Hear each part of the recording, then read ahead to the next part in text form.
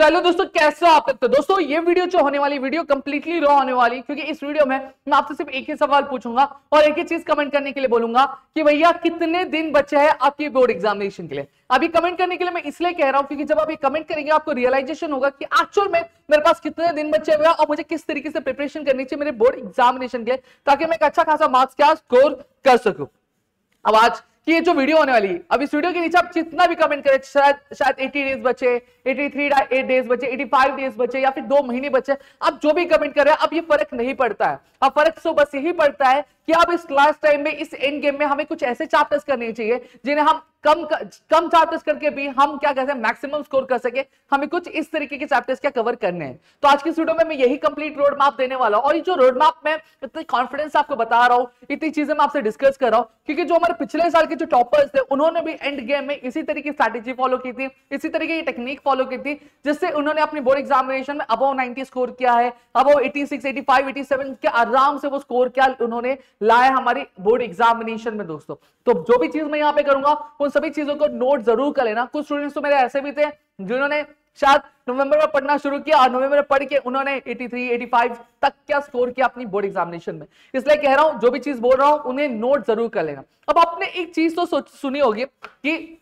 आपने stock market की, जहां पे कंसेप्ट होता है जहां पे आप क्या करो, आप एफर्ट्स कम डालो लेकिन आपको जो रिटर्न्स होता है वो हाई मिलता है। उसी तरीके से अगर मैं कॉमर्स में भी बात करूं तो कॉमर्स में भी कुछ ऐसे चैप्टर्स होते हैं जो क्या कहते हैं, जिन्हें हम अगर कर लें, भले चैप्टर्स का काउंट कम होता है, ठीक है, चैप्टर्स कम होते हैं, लेकिन जब उन चैप्टर्स को हम कर लेते हैं हमें जो रिटर्न्स होता है यानी जो मार्क्स होते हैं वो हमें अच्छे खासे क्या देखने मिल जाते हैं। ऑलरेडी मैंने कई बार आपको बताया कि इंपॉर्टेंट चैप्टर्स कैसे, ओसीएम के मैंने कई बार आपको इंपॉर्टेंट चैप्टर्स बताया कि पहले कौन से चैप्टर्स करनी चाहिए, फिर दूसरा कौन सा करना चाहिए। देखो सबसे पहली चीज आपको ये बिजनेस सर्विस वाला चैप्टर कर लेना चाहिए, फिर उसके बाद अगर मैं बात करूं आपको मार्केटिंग वाला चैप्टर करना चाहिए, फिर कंज्यूमर प्रोटेक्शन, फिर प्रिंसिपल ऑफ मैनेजमेंट, फिर बाकी के चैप्टर्स पे आपको ध्यान देना चाहिए। उसी तरीके से मैंने आपको इकोनॉमिक्स का भी बताया था। इकोनॉमिक्स में मैंने सबसे पहली चीज क्लियर कही है कि आपको माइक्रो इकोनॉमिक्स वाला पार्ट है पूरा कंप्लीट कर लेना चाहिए, फिर उसके बाद आपको क्या करना चाहिए, आपको मैक्रो इकोनॉमिक्स वाले पार्ट में क्या जाना चाहिए। अब मैंने ऑलरेडी कॉमर्स जीतेंगे सीरीज के तहत आज मेरी आखिरी वीडियो आएगी माइक्रो इकोनॉमिक्स की, जहां पे मैंने पूरा 50% सिलेबस आपका इकोनॉमिक्स का भी खत्म कर दिया है।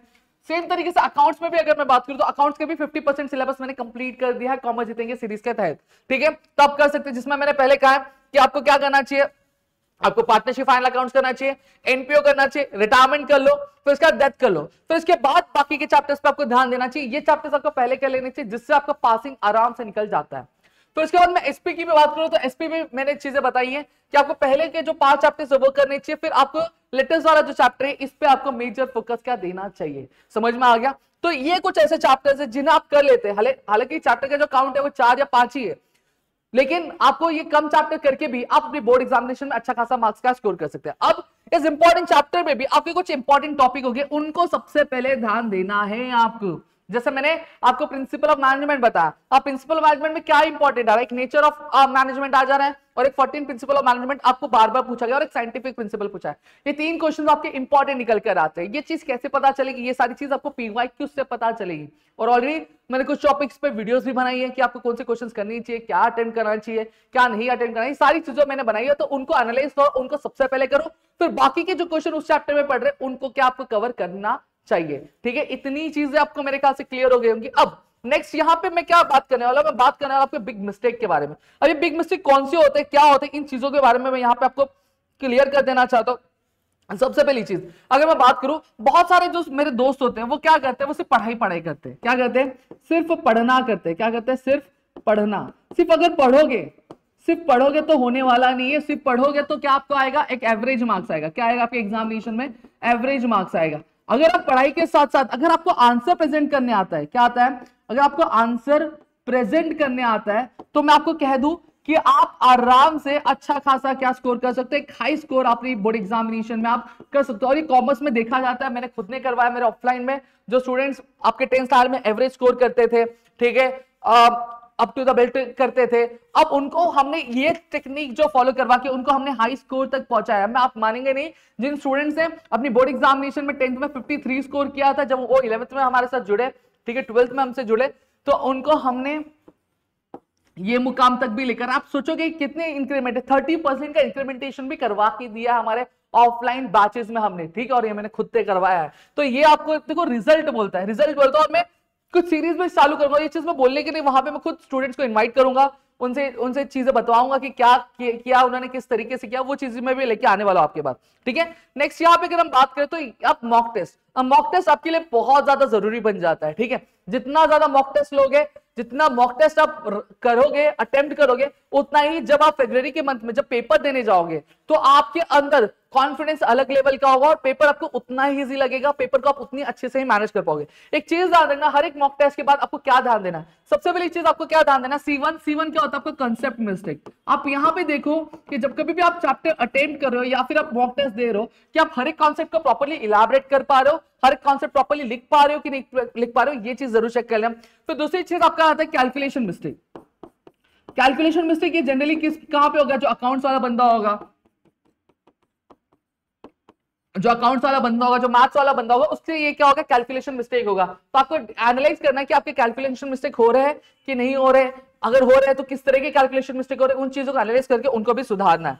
फिर C3 आता है आपका क्लॉक मैनेजमेंट। क्या था, क्लॉक टाइम मैनेजमेंट। अब आप यहाँ पे देखो कि आपका जो पेपर आप मॉक टेस्ट दे रहे हो, मॉक टेस्ट कितने टाइम में कंप्लीट हो रहा है, क्या वो टाइम से पहले हो जा रहा है या फिर टाइम के ऊपर जा रहा है। एक चीज मैं यहाँ पे कहूंगा कि जब आप एग्जाम मॉक टेस्ट प्रिपेयर करो तो मैं ये नहीं कहूंगा 3 आवर पूरा रखो, मैं आपको कहूंगा कि 2.5 घंटे का ही मॉक टेस्ट रखो। अगर 2.5 घंटा अगर आपका 2.5 घंटे के अंदर अंदर अगर आपका पूरा पेपर कंप्लीट हो जा रहा है आपके मॉक टेस्ट में, तो मैं आपको ये गारंटी के साथ कह सकता हूं कि जब आप अपने 12th कॉमर्स का बोर्ड एग्जामिनेशन दोगे तो वहां पे टाइम पे ही आपका पूरा पेपर क्या खत्म हो जाएगा। इतनी चीजें क्लियर है। फिर यहाँ पे अब एंड गेम की 3 चीजें मैं बता रहा हूं, उस एंड गेम की 3 चीजों को, 3 गलतियों को कभी भी दोहराना मत। सबसे पहली चीज है प्रेशर, प्रेशर ज्यादा मत लो। अभी से भी पढ़ना शुरू किया तो आप अपनी बोर्ड एग्जामिनेशन तक बहुत रिलैक्स हो जाएगा, बहुत आराम से चीजें कवर कर लोगे। तीसरी चीज है, एक जो दूसरी चीज होती है, जो होता है ना कि रात भर जगना, भाई रात भर जगने की जरूरत नहीं है।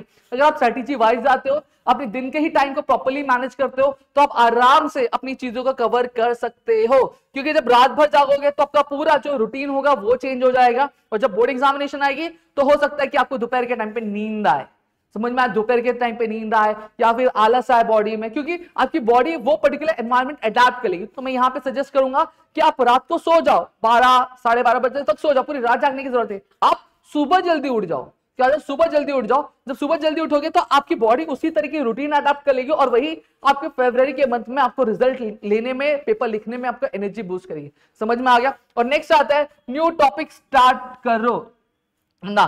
अब यहां पे अगर मैं बात करूं, अब यहां पे देखो, सबसे पहली चीज मैं ये कहूंगा कि सबसे पहली चीज आपको क्या करना है, आपको आपके जो टॉपिक्स पहले हो चुके हैं उनको कवर करिए, फिर उसके बाद जो टॉपिक्स बाकी है उनको लास्ट में कवर करना है। क्या करना है, लास्ट कवर करना है। सब स्टार्टिंग में ही आपको नए टॉपिक लेके बैठ नहीं जाना, क्योंकि जब नए टॉपिक लेके बैठ जाओगे और वो होगा नहीं तो आपका कॉन्फिडेंस कम हो जाएगा। तो जो भी चैप्टर्स आप पहले करो, उन चैप्टर्स में जो टॉपिक आपके हो गए सबसे पहले उनको रिवाइज करो, उनको कंप्लीट करो, जिससे आपका कॉन्फिडेंस बूस्ट हो जाएगा। भाई 5 क्वेश्चन है, 5 में से 3 क्वेश्चन मेरे हो चुके हैं, 2 क्वेश्चन मुझे और करना है, तो आपके अंदर एक अलग कॉन्फिडेंस आएगा, आपका जो ऑरा होगा वो थोड़ा सा और एनहांस होकर आएगा। समझ में आ गया। तो यहाँ पे मैंने पूरी की पूरी चीज आपको एक्सप्लेन कर दी, होप्स आपको पूरी की पूरी चीजें क्लियर हो गई होंगी।